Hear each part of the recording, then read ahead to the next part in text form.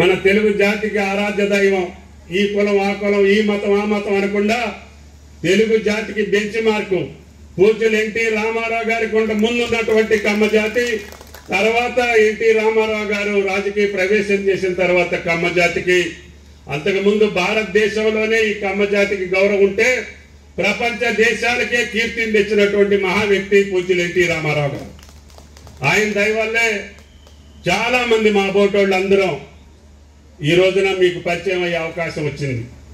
అందుకని ఇంత చరిత్ర కలిగినటువంటి ఈ జాతిలో పుట్టినటువంటి మనం ఆ జాతి చరిత్రలో ఉన్నటువంటి ఆ జాతి గౌరవంతో పాటు మన కళ్ళ ముందు సృష్టించినటువంటి మహానుభావుడు ఎన్టీ రామారావు గారు సృష్టించినటువంటి త్యాగంతో పాటు ఆదర్శాలతో పాటు అవసరాలతో పాటు ఈ యొక్క మన జాతిని ఇంకా గౌరవప్రదంగా ఈ సమాజంలో ఉంచాలి.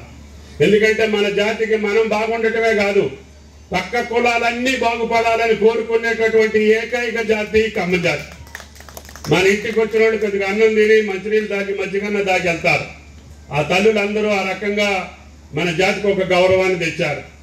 ఎవరు వచ్చినా సరే ఆయన కడుపు నింపేటటువంటి ఈ కమ్మ జాతి, ఎందుకంటే వాళ్ళ వంటలు కమ్మగా ఉంటాయి కాబట్టి అందరూ ఈ కమ్మోరింటికి వెళ్తే మంచి భోజనం దొరుకుద్దని అందరూ కోరుకునేటటువంటిది. అందుకని మిమ్మల్ని చూసి సంస్కృతి సంప్రదాయం వైరావుళ్ళు పంచగడితే ఆ వైరావుళ్ళు పంచగట్టినట్టు మేము కూడా కట్టాలనుకుంటారు.